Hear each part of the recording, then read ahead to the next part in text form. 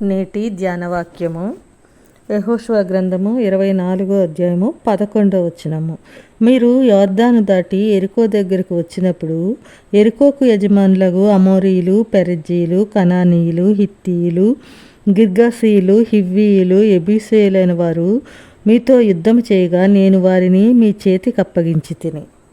యెహోషువ జనులందరితో ఈ విధంగా చెప్తాడనమాట. ఇశ్రాయేలు దేవుడైన యెహోవా చెప్పినది ఏమనగా అని యెహోవా దేవుడు చెప్పినది ఇది: యెరికోను జయించడానికి ఆ రాజులందరినీ కూడా మీ చేతికి నేను అప్పగించాను అని. మనము యెహోషువ దర్శనం ద్వారా ఏం నేర్చుకోవాలో మనం కొంతవరకు చెప్పుకున్నాము. ఇప్పుడు మూడవదిగా మనకున్న ఆహాన్ని, నేనే గొప్ప అనే భావాన్ని, మన స్వచిత్తాన్ని పక్కన పెట్టేయాలి. నాకు నేనే అన్నీ చేసుకోగలను అన్న అహంభావం, ఇవన్నీ ప్రక్కన పెట్టేసి ముందు మనల్ని మనం ఖాళీ చేసుకొని ఆయన చిత్తాన్ని, ఆయన శక్తిని ఆశ్రయించాలి. అప్పుడే మనం చేయాలనుకున్న ఆ కార్యాలు అన్నీ ఎంతటి కష్టసాధ్యమైన ఆయన అనుకున్న రీతిలో మన ద్వారా అవి సాధ్యం చేస్తారు. ఇంకా నాలుగవదిగా ఆ పరిస్థితులన్నీ ఆయనకు అప్పగించాలి. ఆయన మీద ఎలాంటి సందేహం పడవలసిన అవసరం లేదు. మన పట్ల ఆయనకున్న ప్రణాళికలు ఎంతో గొప్పవి. అవి మన శక్తి ద్వారా, మన బలం ద్వారా జరగవు అని సర్వసైన్యాధ్యక్షుడైన ఆయన ద్వారానే జరుగుతాయి. ఆయన మన జీవితంలో తన ప్రణాళికలు తన సొంత సమయంలో ఆయన అనుకున్న రీతిలో నెరవేరుస్తారు. ఇంకా ఆయన్ను ఒక సర్వసైన్యాధ్యక్షుడిగా మనం చూసినప్పుడు మనం చేయవలసిన పని యెహోషువలాగా ఆయన ముందు సాగిలపడాలి. ఆయన పాదాలను పట్టుకోవాలి. ఆయన చిత్తాన్ని వినాలి. ఆయన మాటలను అంగీకరించాలి. ఆయన ఆజ్ఞలకు లోబడాలి. విధేయత చూపించాలి. మనలో ఉన్న ప్రతి పాప పంకిలాన్ని, ప్రతి దోషాన్ని పదే పదే మన మనస్సులో దూరే, మనల్ని అపవిత్రపరిచే ప్రతి ఆలోచనను ఆయన ముందు పడేయాలి. స్వార్థం, అహంకారం, అసూయ, ఇంకా మనలో ఉన్న కపటం, ఇవన్నీ కూడా మనలో చేరి మలినం చేసినప్పుడల్లా ఎన్నిసార్లు అయినా ఆయన ముందు మన పాపాలన్నీ ఒప్పుకోవాలి. మనల్ని మనం ఎంతగా తగ్గించుకుంటామో మన జీవితాల్లో అన్ని అద్భుతాలు చూడగలుగుతాము.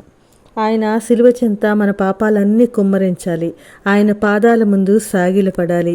ఆయన ఆధిపత్యానికి మనల్ని మనం అప్పగించుకోవాలి. యెహోషువ నా ఏలినవాడు తన దాసునికి సెలవిచ్చిందేమనగా అన్నట్లు మనం కూడా అనాలి. అప్పుడు ప్రభువు మనతో మాట్లాడతారు. మనం ఏం చెయ్యాలో చెప్తారు. దేవుడు అప్పగించుచున్నాను అని చెప్పిన రీతిగా మనల్ని కూడా మన పరిస్థితులన్నీ మనకు అప్పగించేటట్లు చేస్తారు. ఆయనే మన నాయకుడైతే మనమే విజేతలము అని ముందుగానే మనకు తెలిసిపోతుంది. కాకపోతే ఆయన ఏదైనా చెయ్యమని ఆజ్ఞాపించినప్పుడు దాన్ని సందేహించకుండా ఇలాగైతే జరుగుతుందా అనే అపనమ్మకాలతో కాకుండా పూర్తి విశ్వాసంతో చేయాలి. విజయం అనేది బయట పరిస్థితులు, బయట పనులు, పై వాటి వల్ల జరగదు. మన మనస్సులో ఆత్మ ద్వారా జరిగే ప్రక్రియ. అందుకే ఏదైనా ఆయన పద్ధతిలో చేయాలి. ఆయన చెప్పిన పనిని చేయడంలో ఆయనకు సహకరించాలి. మానవ ఆలోచనలతో ఆయనకు వ్యతిరేక రీతిలో చేయకూడదు. మన ఆలోచనల ప్రకారం ఏ పని చేసినా అది ఎలాంటి ఫలితం రాదు. ఆయన అనుకున్న రీతిలో మనం చేయాలి. ఆయన చేతిలో సాధనాలుగా మాత్రమే మనం ఉండాలి.